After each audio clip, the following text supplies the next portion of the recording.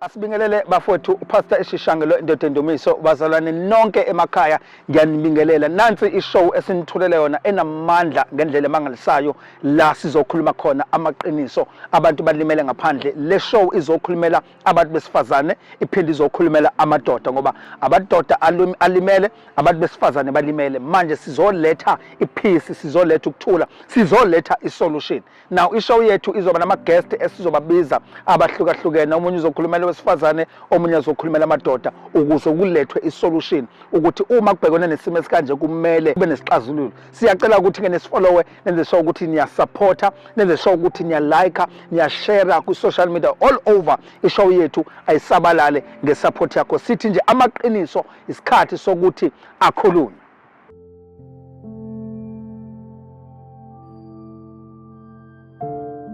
Sanibonani ke bafowethu uPastor Eshishangelo indoda endumiso abaningi bathi ubhuti amaqiniso namhlanje itopic yanamhlanje nginiphathele umshubo wetopic sizokhuluma amaqiniso like itopic yethu yanamhlanje ithi ungithembiselani into ongeke uzuyenza angiphindi ungithembiselani why ungithembisa ube wazi lento ethembisayo ngeke uzuyenza ishoyo ke itopic ke yanamhlanje esokhuluma ngayo le namhlanje ngiphethe iguest yami la usiswami bafowethu ingane yakithi uVuyo wakadlamini siswami awubabingelela.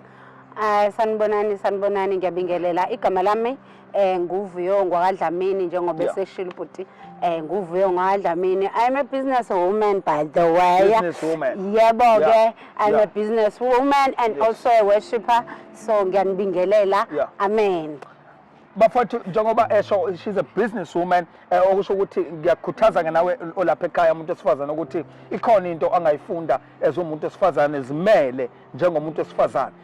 Sesingena ke siswami la ku topic yanamhlanje ngiyabonga ukuthi ube khona uma sicela ukuthi ube nathi namhlanje ungithembiselane into ongeke uzuyenza yini ekukhuba kakhulu kubantu besifazane enilimazayo eyenziwa abantu besilisa njengokuthi uma umuntu ekuthembisa into ajika ngayithi yini enikhubayo?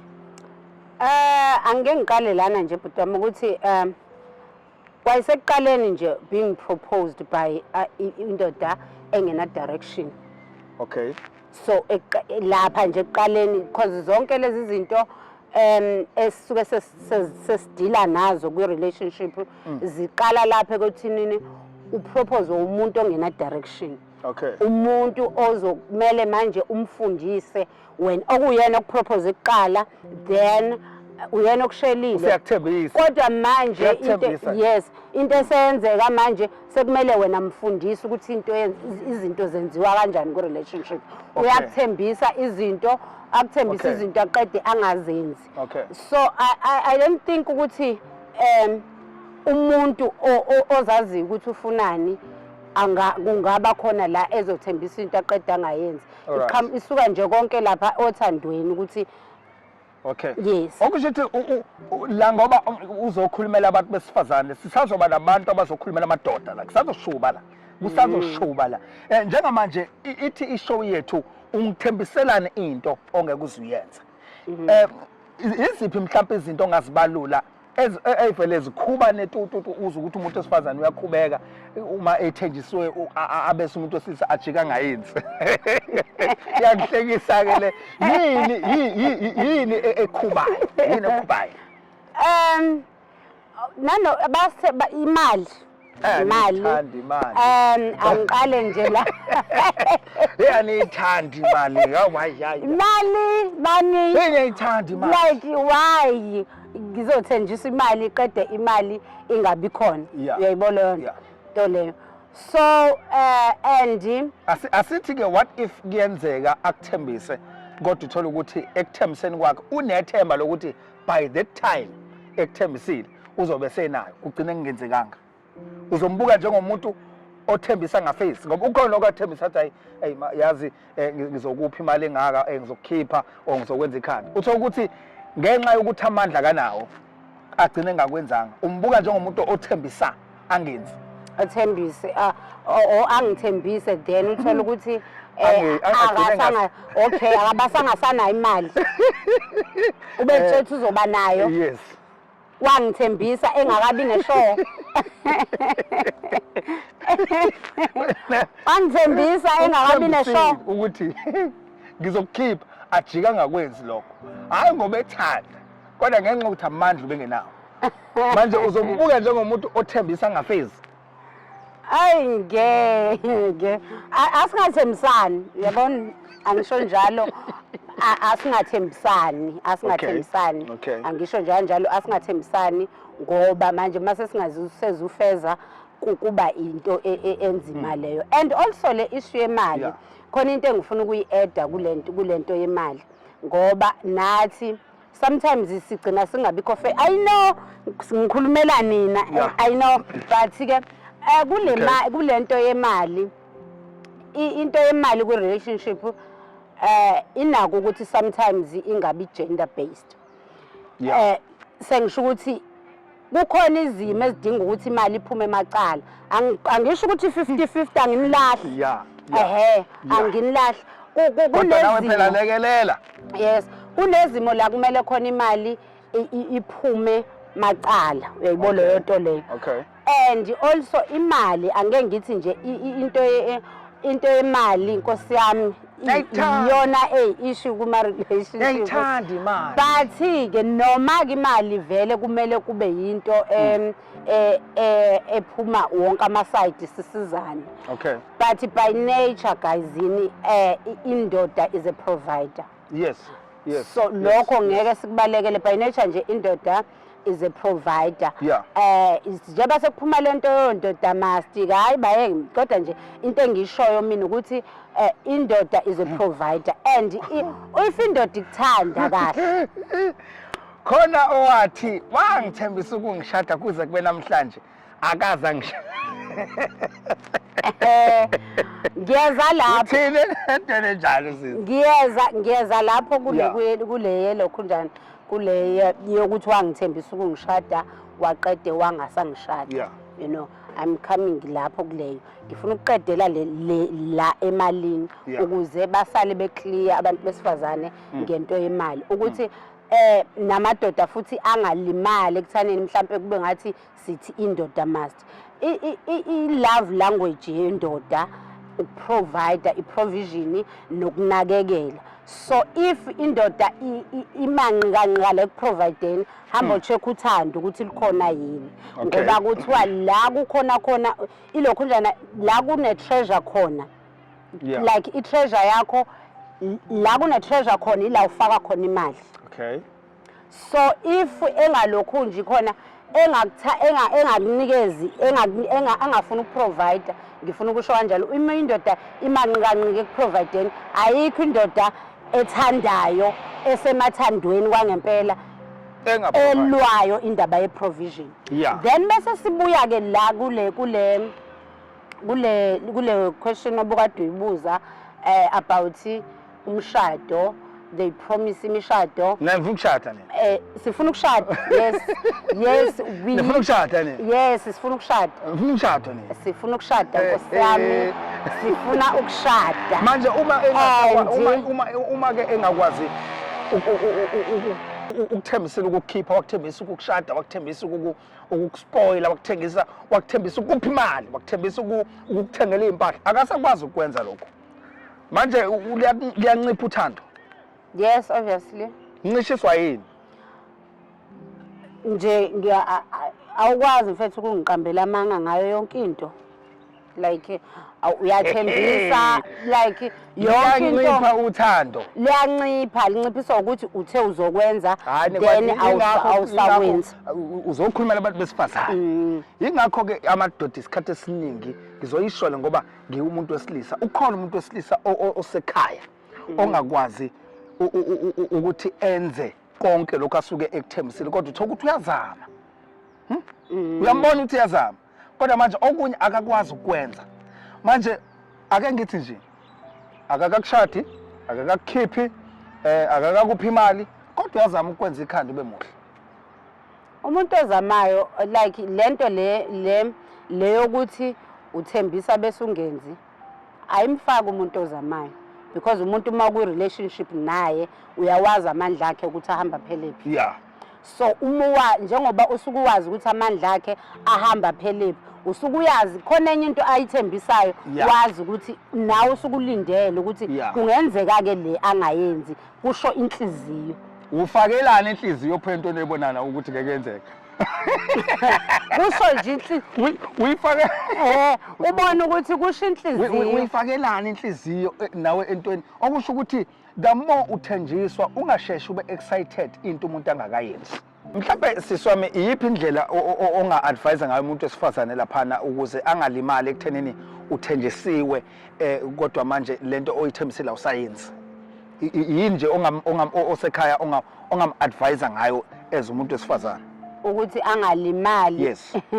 Ethenjisiwe. Yes.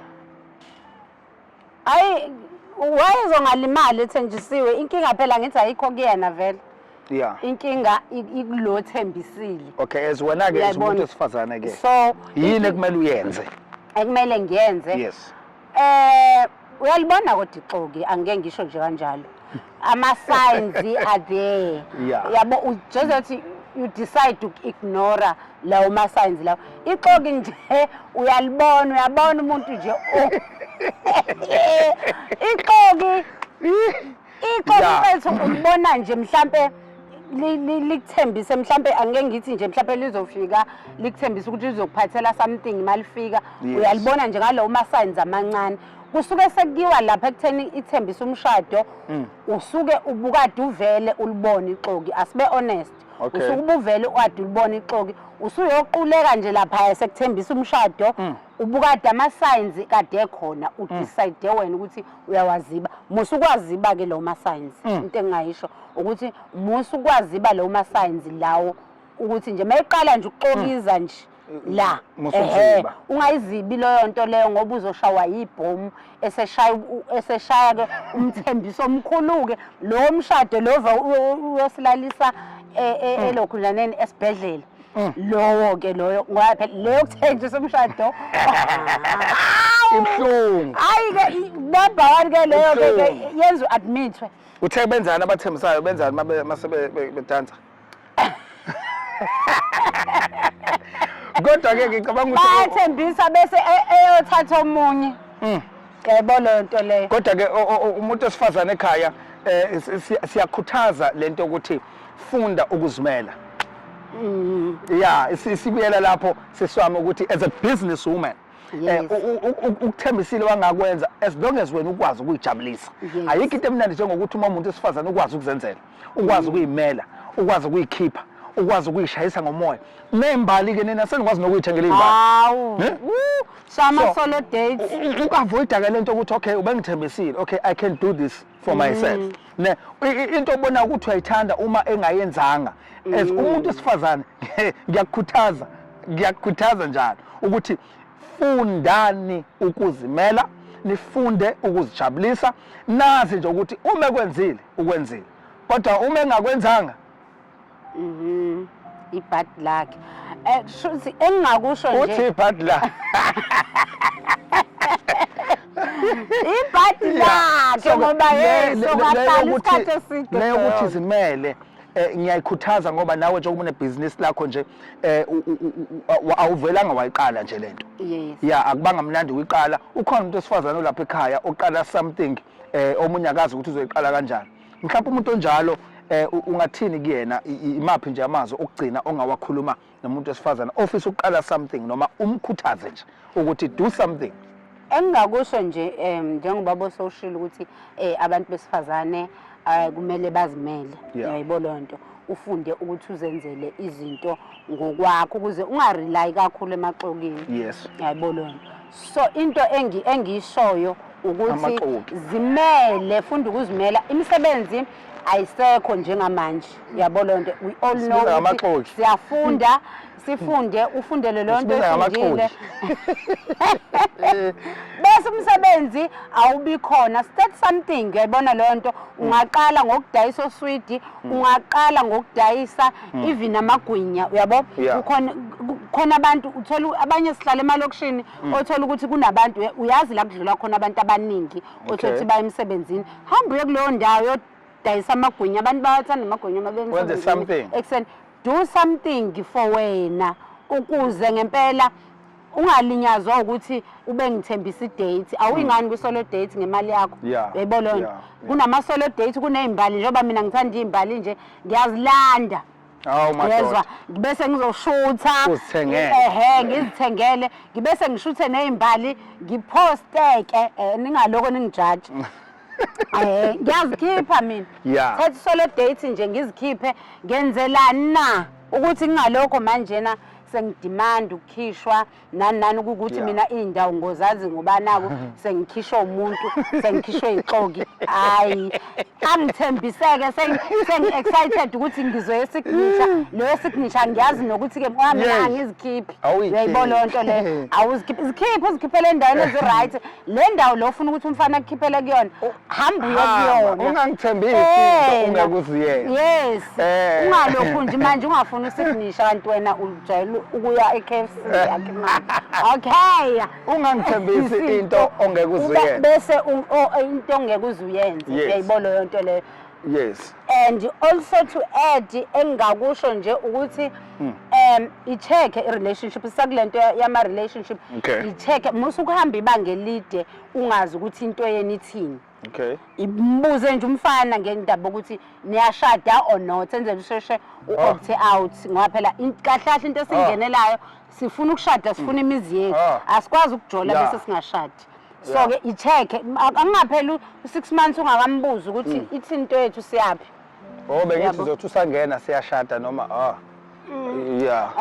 awungaphela u-6 months mbuze ukuthi ithini inhloso yakho siyaphi i-direction yabolo yona bafowethu asibonge kakhulu thank you so much la kukhunywa amaqiniso njengoba besinamhlanje besinosisi wami la uVuyo Dlamini thank you so much ukuthi nibukele ngithi ngibonge kakhulu ke ukuthi nibuke namhlanje ishow yethu ngiyathemba ukuthi ekubukeni kwakho ikhona into ozoyithola kukhona ukuphila ozokuthola noma ngabe ulimele ngiyathemba ukuthi ekubukeni kwakho ikhona into ozothi mawuqeda ukubuka le show usizakale kanti ke angikuthembisa ukuthi njalo every week sizoba nama guest azoba khona azobe ela kule show kuzokhulunywa inkinga abantu ababhekene nazo kuma relationship empilweni nje jikelele izinto ezilimaza abantu sizothi kunina sinilethele isixazululo salento ongakwazi ukuyikhuluma kunabantu esizobabiza la bazokhuluma amaqiniso and so ukuthi you follow us you like umsebenzi wethu like on Facebook ulike on TikTok ulike ku YouTube when show ukuthi you support us ushare umsebenzi wale show eqalile enamandla kangaka may God bless you amen